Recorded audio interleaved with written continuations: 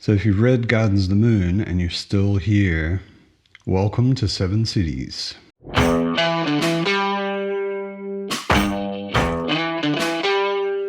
So the book this time is Deadhouse Gates by Steven Erikson, part of my continuing Malaz Everything Read. It's the second book in the Malazan Book of the Fallen. It was published in September 2000 by Tor Books. It's in this edition, it's 834 pages. And just to be clear, if you haven't read the first book yet, Gardens of the Moon, don't watch this. There will be spoilers for this book. I will not include any spoilers for Deadhouse Gates. I'll be careful about that, but I will talk about continuing things that are coming out of Gardens of the Moon. So you've been warned. So what's it got? A brand new continent, a holy desert, an insane, hilarious priest of shadow, flying monkeys, the baddest ass assassin ever, a disturbing demon and her pet boy, fanatics and their holy war, the driest of dry humor, terrifying shapeshifters competing for the same goal, a few characters from Gardens of the Moon, numerous new characters, two funny dogs, the most heartbreaking pair of friends that I've ever read about, not even slightly noble nobles, disgusting betrayal, a truly tragic, epic conclusion, and all the feels. I think it's important to say that there are subjects in this book that may be triggering for some people. There is a teenage girl who is abused in many different ways and suffers pretty greatly. If you can deal with it, hers is a kind of redemption arc story, so I think it's worth it, but I totally understand that it might be too much for some people, so maybe it's not for you. So if you're going to read Malazan Book of the Fallen, something you need to get used to is big changes. Every book, pretty much, goes to a new continent, introduces totally new characters, maybe does not continue at all at first with the characters that you've come to enjoy from previous books. It jumps around the world a lot. A.P. Canavan has described this as a sort of theater of war story. If you imagine that someone wrote 10 thick books about the Second World War, they also would be jumping from Japan to North Africa to Europe to all over the place. So it's a similar thing to that. This one is no exception, and that can be a hurdle for new readers of Malazan Book of the Fallen.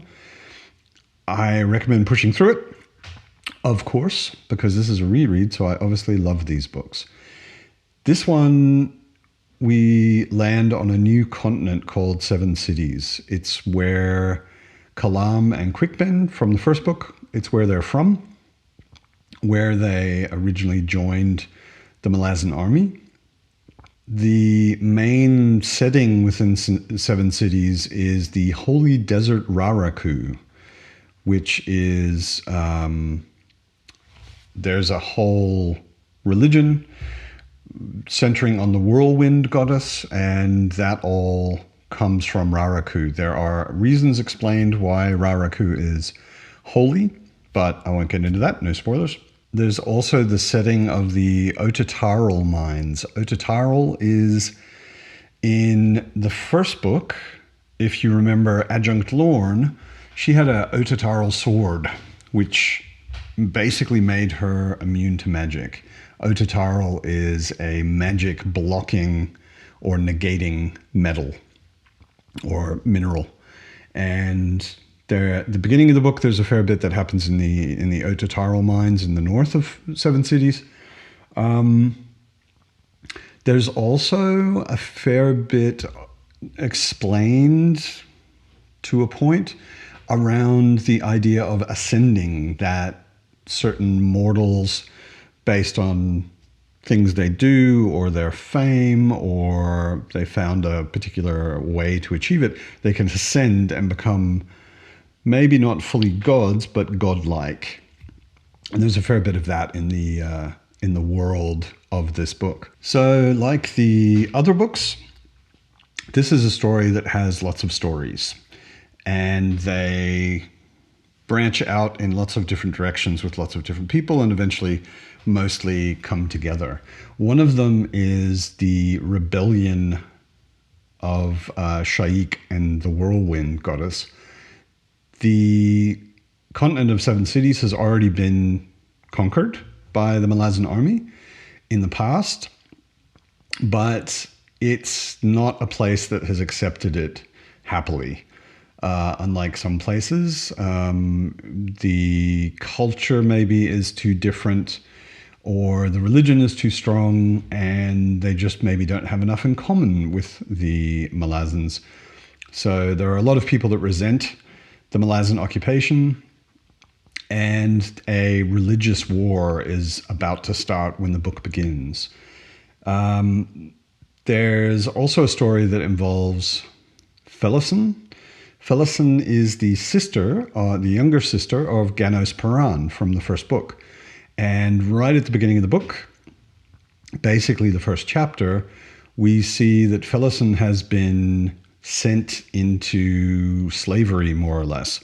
Lacine, the empress, has started a purge of the nobility. The Paran family is nobles, and Felison has been made essentially a sacrifice by her older sister, who is the adjunct to Vor. She is the adjunct who replaces Lorne, who died in Gardens of the Moon. So you've got Paran being a captain in the army, you've got his older sister, Tavor, has become the adjunct, and as a sign of her loyalty, I guess you could say, Tavor has sacrificed her sister to the empress. And her sister is being sent off with an old priest who is also a historian, and a large brute. The priest's Haboric, and the large brute is Bowden, and the three of them are sent off to the Ototaro mines to work as slaves. Another story centers around Coltane, Duiker, and the Chain of Dogs. Coltane is a strategic genius. He is the fist, or the general of the Malazan 7th Army, and he belongs to the Wiccan tribe, who remind me of Native Americans. They're also a conquered people, but they are serving willingly in the Malazan army. Duiker is the imperial historian who is traveling with the 7th Army to record the rebellion and everything that's going on in the 7 cities. And they are charged with moving a 30,000 large group of refugees, Malazans, from one city more or less across 7 cities to a city that is still held by the Malazans and is theoretically safe for them. There are some old characters that we're familiar with: Fiddler, Kalam, Crocus, and Apsalar from Gardens of the Moon. Fiddler and Kalam promised to take Apsalar back to where she was originally from when Cotillion possessed her. They do it on the way they stop at 7 cities, which seems kind of strange until it becomes clear relatively early on that Kalam and Fiddler have another reason for being there. I won't get into what it is, but they're not just escorting her, they are also up to a plan themselves. And then there's Akarium and Mappo, who are introduced in this book. At first, it's really unclear what exactly they are. Akarium is half Jagat, but he is the kindest, gentlest, most polite person you can imagine. And Mappo is a Trell, which I think this is the first time they are introduced. He's not that tall, but he's huge. He's extremely bulky, also has kind of tusks. And something is going on with them.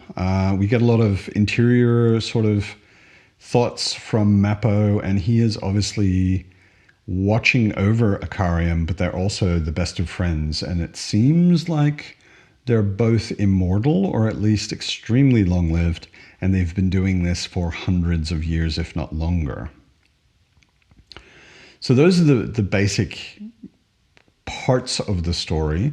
There is also at the same time a convergence going on called the Path of Hands, where a bunch of shapeshifters,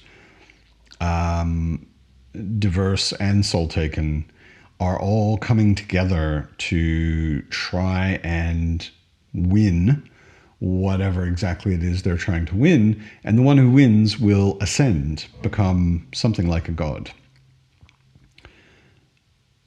The themes, one of the big things that is reinforced over and over again in more than one of those stories is perseverance. People who are pushing themselves beyond their limits, who are doing things that they and nobody else thought was possible, achieving great results by pushing themselves. There's also a lot of, I guess you could call it a meditation on suffering. There are a lot of people who suffer quite heavily in this book, and there's a lot of attention paid to how it changes people, how people who suffer become something different and maybe something greater than they originally were, or that they would have been, than they could have been without that suffering. I'd say there's also a big theme of rebirth. I mean, it's connected obviously to the suffering I just mentioned, but there are numerous characters who really become something almost completely different than they were when they started. They are reborn in some way and transformed into much more than they originally were, or that they ever thought they could be. There's, as I mentioned, there's Haborak, the priest who has had his hands severed, who was sent to the Ototaro mines, but he was also a historian. It's not quite clear at the beginning, but it seems like he was sent to the Ototaro mines by the Empress because he wrote the wrong thing in his histories. Perhaps he was too honest. There's also the historian Duiker, who is traveling with the Chain of Dogs and Coltane. So, of course, there's a lot about history as a theme in this book. There's a lot about how relative history can be, how history changes depending on who's writing it, how history sometimes needs to be politically correct, otherwise you get sent to the Ototaro mines, and what it means to really, really witness something yourself. Duiker is almost always right in the thick of things, right in the middle of the battles, and it makes him what he is as a historian. And there's a lot about sacrifice. There are a lot of people who do amazing, difficult, painful things for other people. Sometimes for a friend, like in the case of Akari and Mappo, or for thousands of people that they don't even know, in the case of Coltane. Sacrifice, like giving of yourself and doing extremely difficult things for the benefit of others, is a pretty big theme. So I've said it before, and don't take it the wrong way, but this book wrecked me. The ending is very dramatic. It's very emotional. There are characters that you will come to love and admire who have a very hard time, and it's emotionally draining. I needed a couple of days break after this. I couldn't really read anything else. I just wasn't interested. It's super moving. It's super sad in a lot of places, but that to me is a sign of an excellent book if it actually evokes emotion. And boy, does this evoke emotion. If you got through Gardens of the Moon and you liked it enough that you're thinking about reading Deadhouse Gates, I can only say, do that. That would be a really good idea. I highly recommend it. The only thing I really have to say about the cover is it's more or less the same as Gardens of the Moon. The typography is the same. The little decorative elements are the same. Of course, the painting, also by Steve Stone, is different. And it's kind of weird how it sticks out in the series. It seems a little out of place considering how black and focused on a singular figure all of the rest of the covers are. But otherwise, like I said, it's basically very similar to Gardens of the Moon, just different text and a different picture. So although I am obviously not that impressed with the cover, it's an amazing book. Highly recommended that you read it. Tell me down in the comments, did you read Gardens of the Moon? What did you think? Do you have any questions I may be able to answer since I'm rereading this and I understand a lot more than I did the first time? I'd be really interested in hearing your thoughts and whether you're planning on reading Deadhouse Gates. And as always, keep reading awesome books, and I'll see you next time.